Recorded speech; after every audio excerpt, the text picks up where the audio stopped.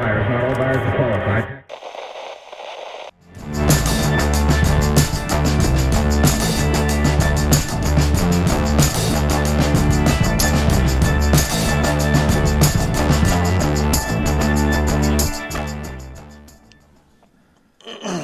Three, two, one, do it. Yeah, you counted down for nothing. I already did it. No, I saw you. Welcome back to the Nada Grande Outdoors Podcast, where everything is chill. At least that's the intention for this podcast. Yeah, We missed last week, but we did. I'll be completely honest. My brain hurts after the legislative session I that know, just dude. went on. It was a tough session. All the fighting of the 312, 419, 32, and many others.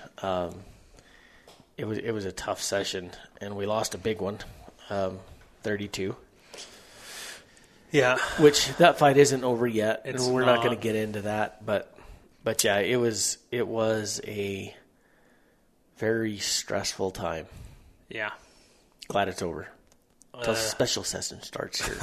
Well, I think special session is only addressing one issue, Right? and so thankfully, although I wouldn't put it past anybody at this point in time to try Right. and throw something else. Listen, in the way they work these things and they stack stuff in these bills, it wouldn't surprise me to see them shoving some anti-hunting regulations there right in there with the potheads. That Yeah. would be pretty quick. there. Yep. You never know. Maybe that's why they didn't pass it yet. Maybe so. We can lump this 419 in with this pot Yeah. bill and then get it to And pass. then get it to pass. So let's not pass it just yet. All right. Yeah. So let's throw that out the window. We're staying light and fluffy today. I thought that was pretty light and fluffy. It was funny. It's funny, other than the fact that it's completely possible, so Right. it's not very funny. Right? No, you're right. We're wanting to keep it a little lighter. It's a very trying time for hunting outdoor enthusiasts right now. Waiting on the draw results. Yeah. Can't go turkey hunting quite yet. Don't get me wrong. There's stuff to do out there in the woods. Shed hunting is huge right now. Everybody's posting pictures of their sheds on the social media, The shit stuff like that. crazy. But it is a trying time because everybody's waiting on the results, waiting for turkey season to start, stuff like that. So it's a tough time to be a hunter. Yeah. Refuel, recharge, all of that. But we talked about this session earlier. So one of the things that popped up a lot, I hate social media. I hate it. I mean, pretty much the way we do Nada Grande Outdoors is through social media, right? Yeah. That's where you're going to be. And that's where all the battles are fought, unfortunately. But what I hate about it is you can't share everything, all of your thoughts and feelings in the short amount of typing that you can do on a post, right? Yeah. Well. Yeah. And I mean, you can make a long post, but nobody reads those. Yeah, you can. But everything is quick. It's reactionary. It's quick. It's small. It's to the point. And you get zero context. Yeah. And one of the things that I saw pretty regularly on social media is, and not just directed towards us, but in comments to other people mostly, is assumptions. Somebody saying, well, you must be a guide if you support this, or you must be an anti-hunter if you support this, or, and we don't know those things. We don't know. We don't know their feelings. We don't know their story. We don't know where they're coming from. And it's very hard. So I thought for today what we'd start with is we did this way back when in like episode 1, season 1, episode 1, right? And the first podcast that we did about Hunt It Forward, and yeah, I mean, you can get a sense of who we are and what we believe and what we stand for throughout listening to all the seasons. But I think now here in the beginning stages of season 4, right? Season 4. Yeah. Is a good time to take a step back and talk about Nada Grande Outdoors, what we are, and Hunt It Forward and what it is. Yeah. So, and a little bit of our beliefs, as far as the things that we stand for. So our listeners and the people out there will know where we come from. And what I'll start with is a lot of comments and messages to us or me directly about how I must be an outfitter or how I must own private land or something like that. You're a private land tycoon. Private land tycoon. Yeah, that's what you are. And so I get a lot of that. Man. And boy, I wish. And I'm not going to blow smoke up anybody's tailpipe and say that if I did own land, if I owned land, if I owned lots and lots of land worth lots and lots of American dollars and had the opportunity to sell lots of out tags, guess what? I'm going to sell them for premium dollars. Yeah. Especially if I can get it. Yeah. Because welcome to America and our capitalist economy. And that's what I believe in. So if I had land, I would probably do that. I'm not going to say I wouldn't do that. I would let people hunt my land and I would share probably not going to happen. I don't know of anybody who, if they had the land that they are reviling against, right, that wouldn't take advantage of it like everybody else does. No, because fact of the matter, if you own that land, you don't really own that land. People say we own this land or private land owners, but let's get one fact straight. The state owns that land. We're leasing it for our taxes. Don't pay your taxes and see how long you own that land. So, and the more land you have, the more taxes are. All right? The more value that land has, the higher the taxes are. So, you have to make money with your land. You have to. Yeah. That's not even a question. Unless you're rich and don't need it to make money, and then you just do what you want. Yeah. Well, I mean, and what most people do is most people's land doesn't make them money. They have a job to pay for what they need to own that land. Mm-hmm. Yeah. We could get into a whole different deal with taxes and all that stuff. But the fact is, I had this issue come up all the time when I was an officer with Game and Fish. You get people trespassing to shed hunt or whatever the purpose. Right. And they would say, well, they've got all this land. What do they need it for? And I would almost always come back with and say, well, do you own a house? Well, yeah. Most of the time they would. It's like, well, how would you like if I came into your backyard and took something out of your backyard? Yeah. It's not the same. It's not the same. It's absolutely the same. It's absolutely the same. It's just a larger backyard. Yeah. And so I think the point that I'm trying to make here, though, is I'm not a landowner. I own some land. You are. I'm not. You actually own land. I actually don't. I own 3 acres of land with 0 wildlife on it. Yeah. It's got a house, a shop, and that's it. There's no wildlife on my land. Some rabbits and some squirrels quail occasionally. But there's no deer, elk, any kind of big game on my property. You're not getting any benefit from I'm not surrounded by forest, BLM, none of that. It's completely surrounded by private. It's it's in a subdivision type area, more of a ranch subdivision than just a rural subdivision. But I'm not a landowner. I've never been a guide, and I've never been an outfitter, ever, my whole life. Yep. The only guiding that I have ever done is not even technically guiding; it's teaching. And that's through the Hunt It Forward program. Yeah. That's it. I'm a straight-up public land hunter. Have I hunted private land? Absolutely.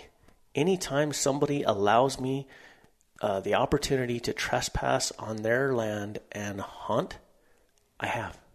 Have I ever paid to do it? No. Absolutely not. Absolutely not. So, and this isn't necessarily about me. It's about everything. It's about everybody.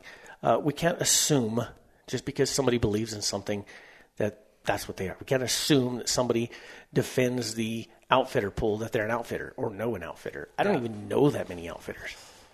Right. I know a few. A few. They're acquaintances. They're not friends. I don't have any close friends that are outfitters or guides for that matter. Yeah. So my beliefs are simple, and I think that we've stated this plenty of times. We believe that the public land, private land, the wildlife, the hunters, the anti-hunters, all of us are an ecosystem. Okay? Even the anti-hunters, they have their place because they do keep hunting in check to some degree, right? And you don't want to just go completely nuts because that's how we lost all the game animals in the first place, right? Yeah, well, I think you need to think of it like if you surround yourself and only talk to those who think the way that you do, you get stuck in a thought process. Yes. You get stuck in an echo chamber. And that's not good for anybody. It's not good for the left, the right, the up, the down. It doesn't matter who you are or what you're doing or what your passions or intents or anything like that is.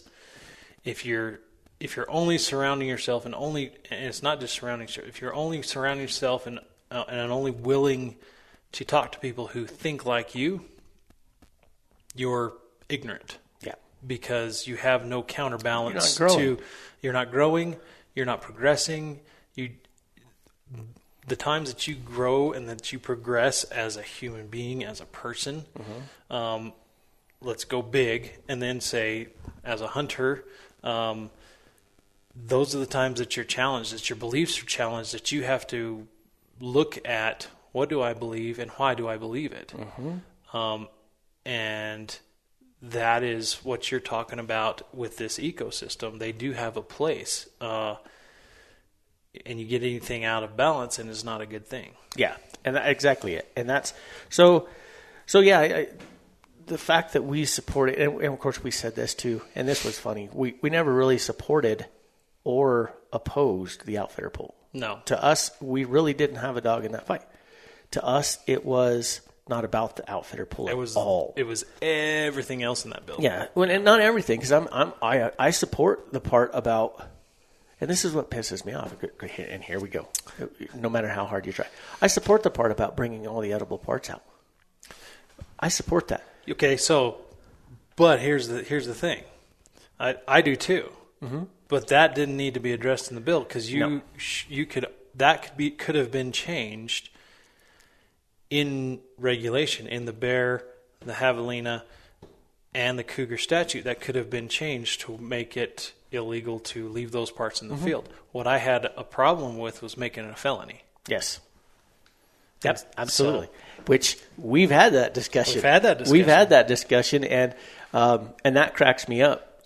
That's part of evolution right there. That's part of evolving as a thinker, because me and you had conversations about it being a felony to leave an elk out there, and how I hate anybody that would shoot an elk, cut its head off, and leave the animal out there. Right? Hate it. But I also hate the thought of somebody losing their rights to protect themselves, losing their Second Amendment rights because now they're a felon. Yeah. And so we had that argument, and you, as a past game warden, you wanted that because it helps you put a stop to that. It helps you get convictions and stuff like that. And so that's two different viewpoints, and those are good viewpoints. And it was a great conversation that me and you had about that topic. But then here you are. I don't want that to be a felony for this to happen. And I agree, but I want them to take it out of the field. But it's such an interesting dynamic. Anyway, we fought through all that, and we have a right and wrong belief. We believe that private property owners have rights, and we also believe that they bring a lot to the table. Yes. So that's what it's about. It's not because we're private landowners. It's not because we're outfitters or we're guides. We believe that they are bringing a lot to the table. They are providing great habitat. Yeah. That's our belief. So that's where we come from on that angle. That's where we stand on that issue. There's others that believe that they're killing our animals and they shouldn't be doing it for a monetary gain. Right. And I get that argument. But we gain so much from that, and private landowners have done so much throughout the history of bringing hunting back to America, not just New Mexico, that they're a part of that ecosystem. They're a part of it. And I don't care what Arizona does, Montana or Wyoming or Texas. We're New Mexico. Yeah. And that's where I want to focus. But anyway, Nada Grande Outdoors, what we preach is educate yourself. And that is an ongoing process. That's not something that you're going to go read a book and tomorrow you're educated. Yeah. We have changed our viewpoints throughout this podcast. From day one of the podcast to now, we have grown so much in knowledge, and we have changed our viewpoints, our ideas about hunting and how it relates to private land, and our ideas about nonprofit organizations that supposedly speak for the people. Yeah. There's a lot of light and fluffy, right? There's a lot of good change, But that's what we talk about. We have our opinions and our beliefs, and we put that out there. And I think what you're touching on there is pretty much paramount to us. Is we're not asking you to take our word for it. We're not asking you to agree with us. Nope. What we're asking you to do is educate yourself and don't let someone else speak for you. Exactly. That's what we advocate. We started this podcast as a means, or actually with the intent of putting out good factual information, because traditionally the hunting world has been very closed off. It's starting to open up. You're starting to see changes. You absolutely are. Social media, you're starting to see people ask questions and not get snide responses. You're starting to see people say, DM me, I'll tell you, I'll show you this, blah, blah, blah. Yeah. So it has opened up. So much from what we started. So much from when we started. 3 years ago. Yeah. But that's what we started with the intent to do, was to make the hunting world more accessible, and at least to the best of our ability, put out good factual information. And we have done that. I will stand by what we've done. Absolutely. We've done that time and again, and we've been ridiculed for it. We've been put down for it. Particularly this year, we've received a lot of pushback from some of these organizations that don't like what we're saying. But it's not going to stop us. No, because absolutely not. We are still with that, in that mindset of put out good, and this is my firm belief, you put out good factual information, and for the most part, people are going to take that information and make good decisions with it. Yeah. What we're hoping that they do is they take that little bit of information that we give them in an hour-long podcast. Yeah. And then they go research it themselves, and they find out how it affects them. And form their own opinion based on their experiences. Exactly. And that's what we like to see. That's what we are trying to do here.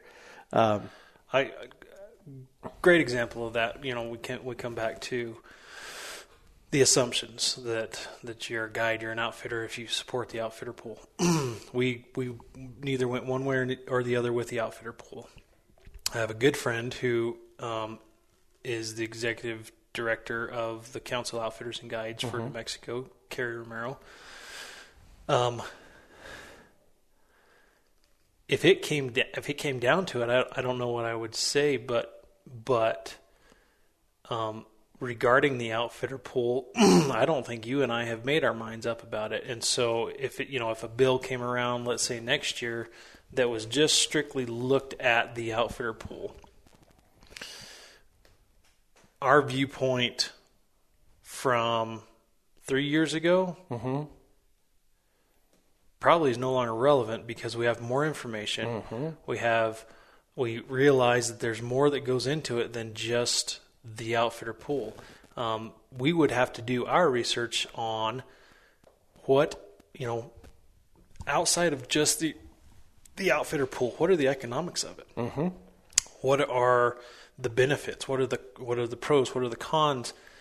And then we would form our opinion from there. And that's all that we're asking you to do is take these things, take the information, go home, research it, and form your own opinion. Yeah. And one of the things that, like you said, we didn't really, we do kind of have a dog in the fight, kind of a little on each side. If you want to get into the outfitter pool just a little bit, I'd have to find out what is the purpose of having the outfitter pool. What was the purpose of when it was put into place? Yeah, and that's what a lot of people don't really look at. Yeah. They don't look at why was it actually put into place. Yep. And so was it addressing a need? Was it addressing an issue? And is that issue still prevalent? And is it still needed? That's all the research. It's exhausting, I'll tell you that. Oh, yeah. With all the research that we did this year. And we did a ton on the outfitter pool. Yeah. A ton on the outfitter pool. The economic, what I hate is unintended consequences. Yeah. Unintended consequences seems to bite us in the butt a lot.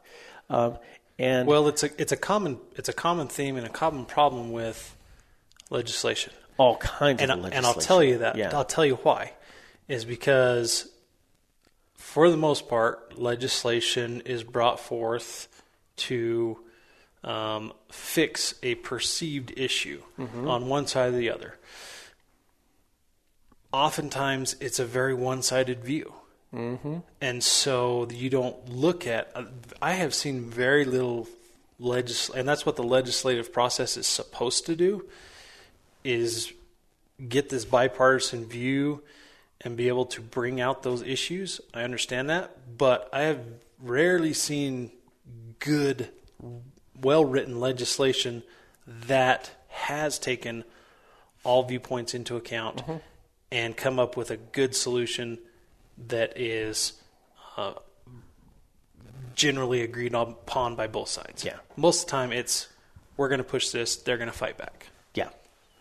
Yeah, and that's what happens. And like in the case of SB 32, it's California conservation.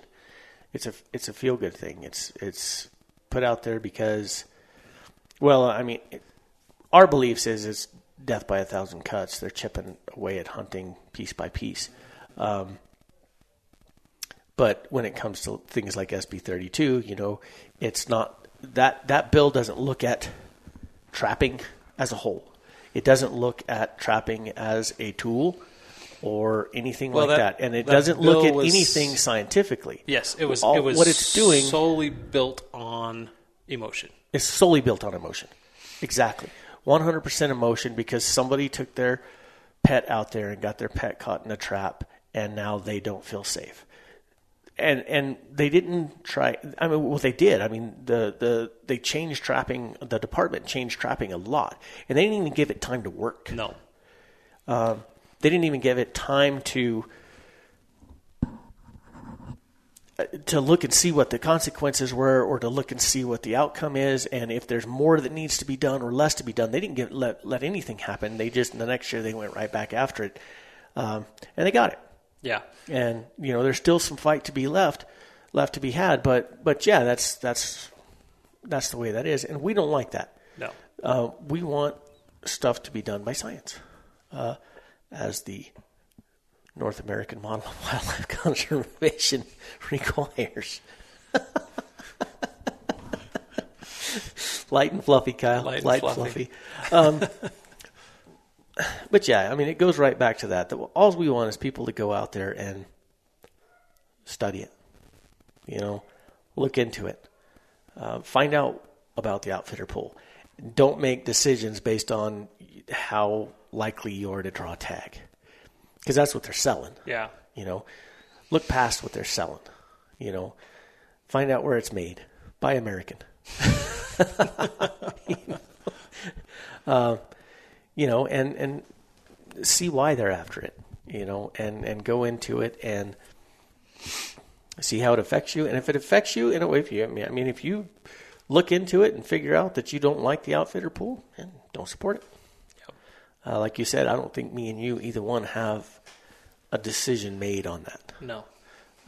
That's just a off the cuff example, but yeah.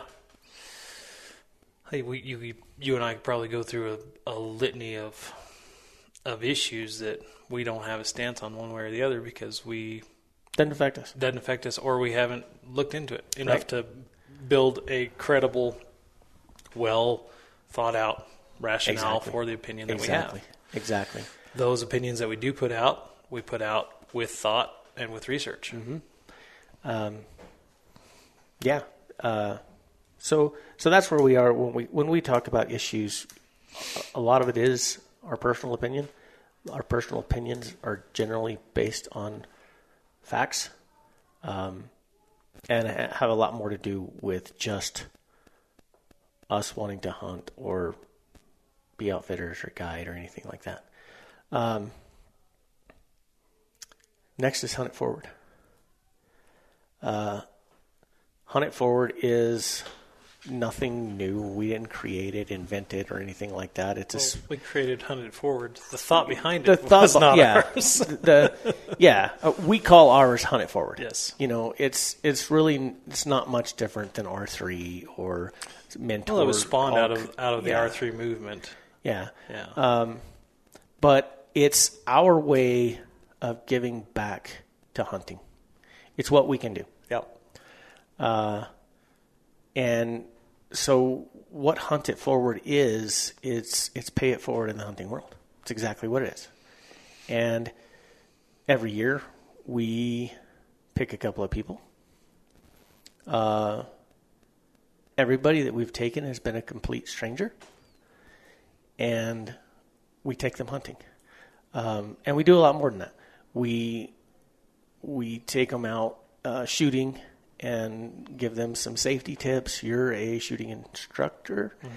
And so we do that. We help them out with choosing the firearm that they're going to hunt with. We help them out with we basically mentor them the way that we were mentored. Growing up, it's in a much shorter time period. We do it in about a year. So we pick up, and this year we're going to be selecting participants for this year.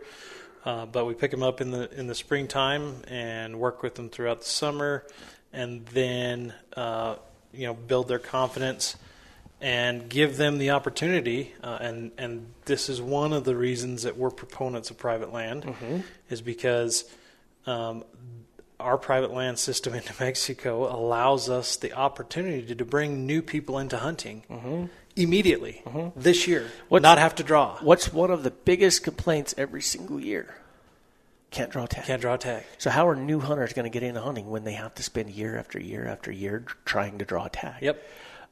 So a great way, exactly like you're saying, a great way to get them into it right now without having to wait is private land. Yep. And a cool thing about private land is there's so many private landowners out there willing to donate things like doe antelope tags, cow elk tags, even come on my property and hunt Barbary sheep. Yep. Or come on my property and hunt deer. There's a ton of them out there. Okay, if you can't find somebody to let you hunt on their property, you're not looking hard enough. Yeah. Because there is a ton of people out there. I've hunted on plenty of people's property that I met by asking them if I can hunt their property. Plain and simple. And so they provide that opportunity for people to hunt.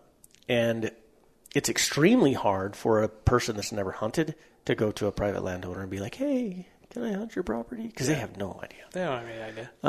And so we help facilitate that. And we've had great success doing it. We're 100% with Hunt It Forward. Everyone that we've taken hunting through Hunt It Forward and in our draws have been successful. And the people that were the participants that we're targeting are not hunters. We target ages 21 to 40, 45. We don't really have a top end we haven't decided on yet. Yeah. But basically, we're looking for people. When we looked at the R3 program, the recruitment, retention, and reactivation movement that was happening, I saw a huge gap in recruitment within the adult ages. We do a great job trying to recruit kids. Mm-hmm. Hunter education is a great tool, but for the most part, the kids who are going to hunter education, they're already interested in hunting. Yep. They have camps and they have some different programs that they're trying to get into schools, conservation programs that they're trying to get into mm-hmm. schools to reach non-hunting kids. But for the most part, when you look at that, and we absolutely support hunter education. I'm a hunter education instructor. Mm-hmm. We absolutely support mentored youth programs, mm-hmm. Hunter education camps, all of that stuff we support, and we think it's a great thing to do. But we felt that our efforts, Rodney and I's efforts, in that realm were pretty much falling on deaf ears, because when you look at youth, the youth do not own their time. For the most part, there's been studies that have shown this. Studies that have shown that kids that go to a youth hunter education camp, they're excited about it, but usually they actually don't get into hunting. Uh-huh. They don't own their time. They don't have a disposable income. And unless they have someone to mentor them over a period of time, they're probably not going to stay in hunting. Uh-huh. And so we identified that. We identified that there's lots of programs out there for veterans, mm-hmm. also great things. Absolutely. Really, really great things. Absolutely. First responders, good things. We support all of those. What we felt that we could do, again... a lot of it boils down to that right there. What we felt we could do. That's it. What we felt that we could do was try and focus on this adult age group of people who are not already in this hunting world. Mm-hmm. We wanted to get a new dynamic of hunter out there, and so we were focusing on people who traditionally wouldn't be exposed to hunting. Mm-hmm. And by doing that, we figured that if we could get them into hunting, they're an adult, they own their time. They can put as much or as little time into it as they want. They have a disposable income. Yeah. How much they decide to put into that is up to them. Yep. Of our 4 participants, we had one who really actually put a lot of time and energy and effort and money into getting into hunting, buying rifles, doing yep. things like that. We had a couple of others who begged, borrowed, and steal. Mm-hmm. And we had one who really kind of borrowed everything, and I think she's still kind of in that. She's gained some gear as far as outdoor gear that can be dual purpose, because she also likes hunting or hiking and outdoor stuff. Yep. Outdoor stuff. So we've had that gamut. Yep. We've had people who really put the time into it and put the money into it, and we've had people who have put some time and effort into it, but they've all been fantastic participants, because that's what we were looking for. Yeah. When it came to it, they were attentive. They were extremely excited about it. Mm-hmm. And really, that's all we can ask for. Yep. And so we focused on that age group with Hunt It Forward, because that's what we felt would bring a new dynamic to hunting. That's what we felt would fit in with our kind of philosophy with this podcast and putting good information out there. And we evolved the program after 2 years. Mm-hmm. Originally, we were going to take on 2 participants, one every year per each of us every year. But after our first set of participants, and then our second set of participants, about midway through having our second participants in, we realized that we needed to spend more time on the back end. Yes. So the program is basically set up. Yep. I don't know if you want me to stop or what. No, I'm rolling on it. Keep going. So the program is basically set up where that first year we teach them basics, teach them firearms basics, teach them hunting strategy basics, and then we take them out, and thank goodness for private land because we take them out, and we want to get that hook in them. Yep. We want them to get a chance to, at least an opportunity to kill an animal, and that was key to the program, and it really was kind of a brainchild between the two of us because we had these private land connections, and we're like, okay, we could either use them for ourselves or we could use them for something else. Yep, we could pay it forward. And so that was the hook. If we can get them to get an opportunity in an animal the very first year, now we've got some buy-in. Yeah. And so and with that we run the whole process, right? So, and it's so tough in a year. But we've had such great candidates. I mean, every one of our candidates have just been sponges and just soaking it up. And we do the shooting, we do shot placement, we do almost like kind of like a hunter safety, just not as structured. Most everything we're doing is out in the field, and we take them hunting, we help them with gear, we teach them about stalking, we teach them. And most of it they do themselves. I mean, that's why this is where I go back to say we're not guides, because we're not doing it for them. They're doing it. Yeah. We're just there looking over their shoulder, helping them out along the way. They shoot their animal, they cut their animal, they skin their animal, they quarter their animal. They do it all themselves with us there to guide them. Yeah. And it's been great. It's been one of the most satisfying things that I have ever done. It's so rewarding. But like you're right, we go through the whole process, and then we take it a step further. So we cook generally it that's we cook it and eat it. But generally that's kind of where the mentorship stops. Is okay, yeah, go for it. Mm-hmm. We knew that these private land opportunities were not going to be guaranteed for those people moving forward. So our next step was, okay, we're going to teach them about the proclamation, how to read it, how to use it. We're going to teach them how to put in for a public land draw. Yep.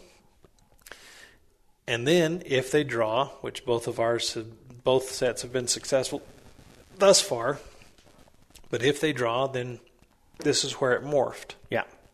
We decided we would go ahead and go with them on that public land hunt to reinforce those skills that we've already taught them. Yeah, exactly. And be there for the difference, because one fact that you can't avoid is hunting on private land and hunting on public land is two different things. Yep. It's one of the reasons that a lot of people have animosity towards private land, because we work so hard on public land. It takes effort to be successful. My success. I mean, I've been hunting my whole life, and you got into it more when we started hunting together. Yeah. But my success has shot through the roof over this past 4 years because of the amount of effort we put into hunting through the podcast. Yeah. Right? And so that's a lot of, I can see how that would create a lot of animosity from public land hunters to see these private land hunters and all the success they have. But man, it's so different. It's so different. Because you can still have the success on the public land. You just have to put in a ton more effort. When you're hunting on private land, one of the key factors is pressure. Mm-hmm. There is none. Exclusivity. Yeah, you're out there by yourself. Generally, there's nobody else in your way. The animals think they're safe because they're not getting harassed. So they're not as flighty. Is that a word? I think you used it just fine. Yeah. So there's a huge difference, and that's another thing that we recognize. And we need to follow up with that second year because it's so different hunting on public land as opposed to the private land. And like you said, they're you would be surprised. They're a sponge. They recognize that. Our last participants almost immediately recognized, oh my gosh, there's so many more people out here. And so it creates this great opportunity to discuss the differences between private land hunting and public land hunting, and why both of them are important, and how both of them play into the management of wildlife in a state, particularly New Mexico. You talked about people comparing us to Arizona, people comparing us to Montana, people comparing us to Colorado. New Mexico is just say unique in the fact that it's about 50% private land, 50% public land. Arizona is different. The geography is different. It's similar to New Mexico, but it's different. The land ownership is different. The way that they do things is different. And so it's so hard to compare those two. But when we look at New Mexico, when we look at some of the systems that they have in place to basically reward private landowners for providing crucial habitat for wildlife, it creates these opportunities and has created a perfect opportunity for Hunt It Forward to thrive. Yes. I don't think Hunt It Forward would thrive in Arizona or in Montana where you have to draw. I mean, I think we could probably work around it in looking at over-the-counter tags. Yeah. But again, something that New Mexico doesn't have. Something that New Mexico doesn't have. So we built our Hunt It Forward program around the advantages that we have in New Mexico. And I think that's, we get back to people see us as defending private lands. Well, yeah, because we have a vested interest in it because it helps us get more people into hunting. And you're right about that. I'll kind of piggyback on that. I mean, that's not the only reason that we support private land. No. Because you're right. We absolutely have a vested interest in that because the different private landowners that have allowed us to take our different participants in the Hunt It Forward program to hunt greatly benefits us. But it only benefits us in taking people hunting. It doesn't benefit us monetarily because we're doing this. Any money. We're not getting any money. We're not charging for this. This is free. But also, that habitat and sanctuary for the wildlife is one of the biggest reasons that we support private land. Yeah. Because they need it. Our wildlife need it. We recognize that the public land that we have is not enough to support a herd that will support the number of hunters that we currently have. Yeah. If we take that private land out of the system, then the current herd will drop, and we cannot support the current number of hunters. So that's another reason. But we do greatly appreciate the fact that we can use it for Hunt It Forward. And it's helped us get through that and provide for them. And it's been such a fun program. And I'm very anxious to get started this year. Yeah. We've got to find a couple more participants. Yep. Say something. Well, just the last point on Hunt It Forward and the reason, advocating, again, make up your own mind, do your own research. But one of the reasons we support the private land, we could find, workarounds in other states. You look at Colorado, there's over-the-counter elk tags. Mm-hmm. But from what I understand, I have not gone on one of those hunts, but from what I understand, those over-the-counter hunts are hard. Yeah, on public land, and the private land is a lot. And so, again, a component of our Hunt It Forward strategy is let's get them an opportunity animal and get them hooked. Mm-hmm. Anyways, so that's kind of the last little bit I can say on that. Yes, we're looking for a couple of participants for this year. Yep.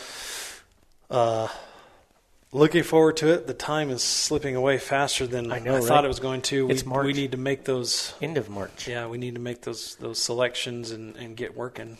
Yep. Yeah. So, any listeners out there, if you know somebody, or know somebody that knows somebody that is wanting to get to go hunting. If there's somebody at work that's shown an interest in your hunting life, find them and send them our way.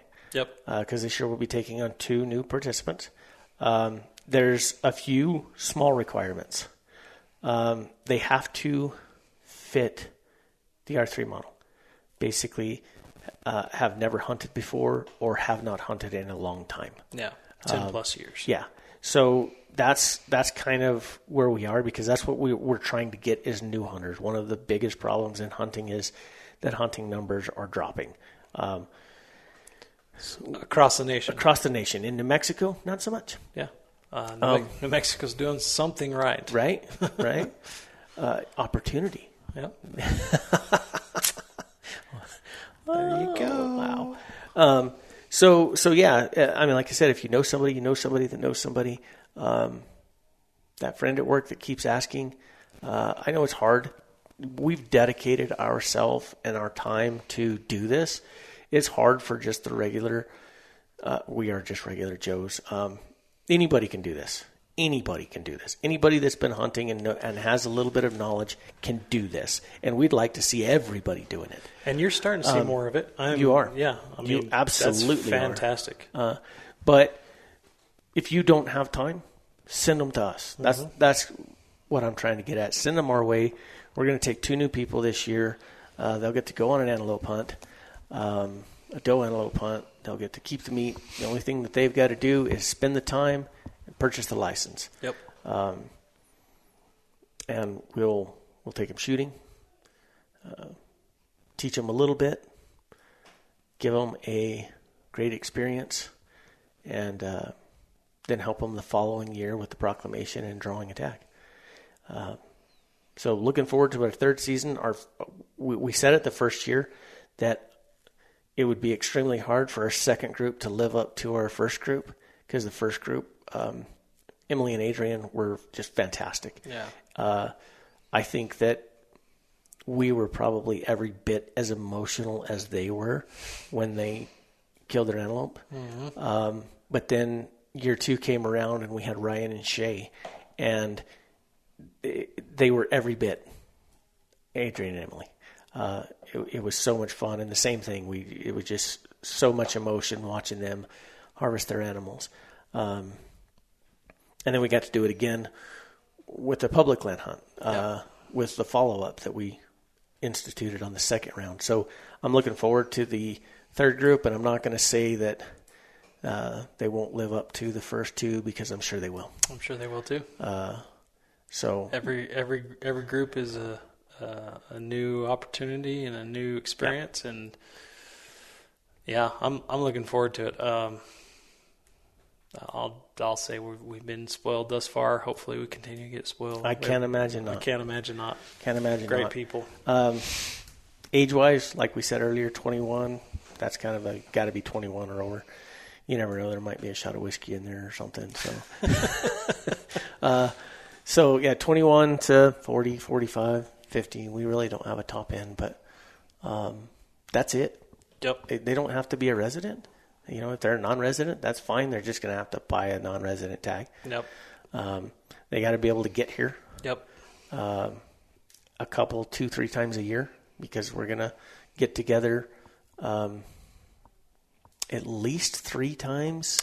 3's been about our standard. Yeah. With supplemental homework, e-scouting, stuff like that. Exactly. And then the follow-up as well is probably the same 3 or 4 times the follow-up here.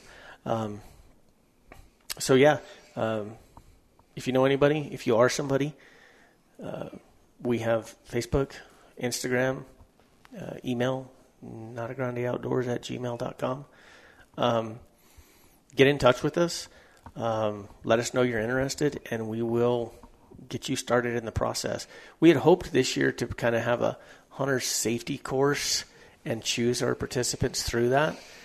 We might still be able to make that happen if we got enough people. I don't really foresee that happening this year. With the way that the state is with the COVID rules, I think we're going to try and put that off another year. Next year, yeah. Simply because they're not, even right now, they're not doing in-person hunter ed learning, and we want it to be a hands-on kind of camp type of deal. Yeah. So, but yeah, get us your information. We'll get you some applications, and you can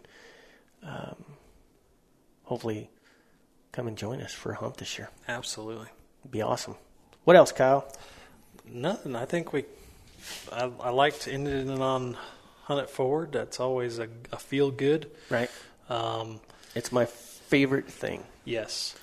We love doing it so much, and I'm glad we talked about it again, because oftentimes the daily grind, the day-to-day pushes out of your mind. But now sitting here talking about it, it's come back to the forefront of thought, and it's going to be great getting out there and getting it done again. It is. And, like you said, the legislative session took a little bit out of us. It was a beat. I literally felt, I have literally been recovering for the past week and a half since the legislative session ended. I felt like I was beat down. Right. Me too. I spent so much time and energy, and this is a breath of fresh air. This is a reinvigoration of, this is why we're doing it. And I didn't even get, we know, and we've talked about any longtime listeners that are listening, that have listened to most of our podcasts, you know how excited I get about the draw. I get extremely excited about the draw. I didn't even get the time to do the research and to just get into the draw. Like, of course, we got other circumstances that kind of hampered the way we put into for the draw. But I didn't even get into that. Now I'm starting to get excited. We put in for all of our hunts. Save that for another podcast. But starting to get excited about draw results. I know I got a long wait. I'm actually, so I don't know if we want to get into this topic on this one. I'm excited because, and maybe I shouldn't say this. I don't want to. Usually, like, everything kind of hinges on the draw results. Are we going to draw or are we not? Are we going to get to hunt or are we not? I'm excited for the draw results for a couple of reasons. Mm-hmm. One is, if we draw, I'm going to be super excited, obviously. Mm-hmm. If we don't draw, I'm at a point in my life that we get to start thinking about maybe looking at going and being a non-resident in another state and hunting another state. Right. Which is funny, because we are also kind of proponents for non-residents coming here. Not lopsided, but no, not having lopsided. An opportunity. Yeah, having an opportunity. I like that we get a large percentage goes to New Mexico residents. I love the fact that all cow tags go to, all public draw cow tags go to New Mexico residents. That all game commission lands, right? New Mexico residents. I like it because it cuts out the argument of, we rely on that for food. Yeah. There's your food.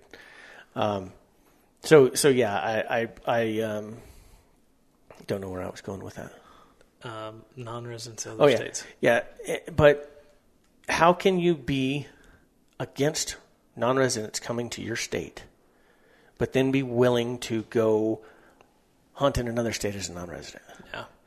It's quite hypocritical. It is to me. We've had conversations about other people who do other things and don't want non-residents coming to New Mexico and hunting, but they're willing to do that, to go apply for sheep tags and stuff like that in other states. And to me, that's hypocritical. Yeah. To me, do what you want. It's your money. If you want to spend it on a governor's tag or anything like that, have at it. It's your right. But don't tell other people that they can't do it and then go do it yourself. Yeah. It's very hypocritical. And I'm with you. I would love the opportunity. We've been toying with the idea. I know that you've been kicking around the idea of going hunting antelope in Wyoming. We got some friends in Wyoming now. We do. So that's, like I said, we're at this podcast has been so cool. And it's great that we're doing this podcast, talking about this stuff at the beginning of season 4, because has done lots of things for us. It's made us better and more educated in the hunting world to be able to fight legislation, be able to actually know what we're talking about. Yep. It's helped us be better hunters because we're more invested in doing it because we have to be better mentors for our hunt it forward people. But it also has afforded us the opportunity to meet a lot of people. Oh, some really cool people. Yeah. Start with Paul and Tag. One of our first podcasts that we did with another organization. The business. Yeah. And really cool guys. It was really fun getting to sit down with them, and we've kept in touch. And that's a shout out to Paul and Tag if you want, but I've been trying to get Paul down here to go hunting with us. I know, right? It'd be great awesome to get that done. You can bet we're going to rely on him if we happen to go up there. Right. And then all through the podcast, we met this year in 2B. 2B. We met a couple of good old boys from Wyoming. One was hunting, and the other buddy was just with him. And it just cool experiences, And we've met a lot of people through Nada Grande Outdoors, and it's awesome. And not all of those people share viewpoints, and that's okay. That's okay. But yeah, it's been really great, and I would love the opportunity. I've been kicking around the idea of going coos deer hunting down in Arizona. Yeah. That's kind of what's been on my radar. Although after getting plumb hooked on antelope, I freaking love antelope. I might start leaning towards your Wyoming idea. But I do want to go hunt coos down in Arizona. You and me both. I've got a cousin that works on some ranches down there, and bet he could point us in the right direction. But yeah, I'd love to do some non-resident hunting in some other states. It's just cool to be at a place in your life where you can start looking at that. Yeah, I didn't know. It really is. I didn't. I would say 5 years ago, that was not even on my radar. No, it was focused solely on New Mexico. What could I draw in New Mexico? Yep. Well, we put in for the same thing. Oh yeah. So when we first started hunting together, we pretty much put in for the same thing. And it's funny, and I've told this story on the podcast, but I'm going to hit it again because it really kind of is when, even though me and you have been hunting together, it's really when we became a hunting group. Me, you, and Didon. Yeah. I wanted to go archery hunting, and I couldn't talk you into putting in for archery with me. Yeah. You were like, nope, not going to do it. And then you ended up putting in for the Valle Vidal and drawing with my and brothers. Archery hunting with your brother. And I gave you some crap about it, but kudos. And you drew the tag, and you were like, hell yeah, this is awesome. And then the next year, I told you, all right, you've been archery hunting, let's do it again. And you said, okay, we'll put in for archery elk if it's in Unit 37 and we do deer restricted muzzleloader. And we drew both those tags. Yeah. And I got Didon to come and put in with us. And so that unit, that mule deer muzzleloader hunt was the first hunt that me and you and Didon went on together. Yep. And me and you had hunted. But once we threw Didon into the mix, it changed everything. Changed the dynamic, totally. It changed everything, and we become this core of three dudes hunting, and we put in every year together, and it's so amazing. And I think that is another one of the reasons that we love Hunt It Forward is because we want the rest of the world to experience that. Yeah. It's so much fun. It's just nothing but entertainment. And another thing that we really didn't touch on earlier that we believe is kind of our goal to redefine success. maybe not trophy, but redefine success in hunting. You know, success is not measured in inches of antler. And there's so much more to success. We harvested 1 deer in our 2B hunt this year. And even though it was me that harvested it, it was a success because we were all there. Yeah, massive success. Yeah, it was so much fun. And I mean, we've walked away from hunts where none of us got an animal, but the success is, have we? Yeah, our antelope hunt. Yeah. But the success is in the hunt itself, the time that we get to spend together out in the woods, cutting up, dropping your mama jokes, chasing animals and laughing at each other, making fun of each other, helping each other, supporting each other. All of that is huge. And why wouldn't you want to pass that on? Yeah. You know, to your kids, to your friends. And we believe wholeheartedly in sharing that so the community can grow, not hoarding it for ourselves. And that, to me, is what Nada Grande is and what Hunt It Forward is. Yep. Good place to end. Absolutely. Thanks for joining. I think that we've got some good stuff coming up. Yes. But most importantly, if you know somebody that's right for the Hunt It Forward initiative, send them our way. Absolutely. All right, man. Thanks for joining. Adios. Adios.